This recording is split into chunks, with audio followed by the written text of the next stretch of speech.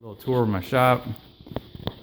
Here's a bunch of walnut I got from a good old boy up in North Georgia.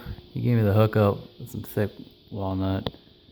And then you got all my tools, ratchets and whatnot in here, and saws and sandpaper. And then you got up here is different various hardwoods, poplar, oak, walnut, sapelli, cherry, African mahogany, and some other random pieces like African ebony.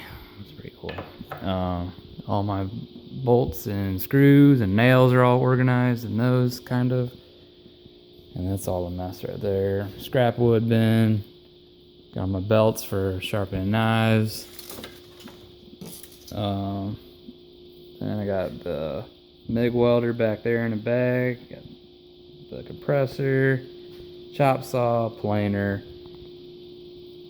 shop vac with another table saw above that, and then my belt sander right there.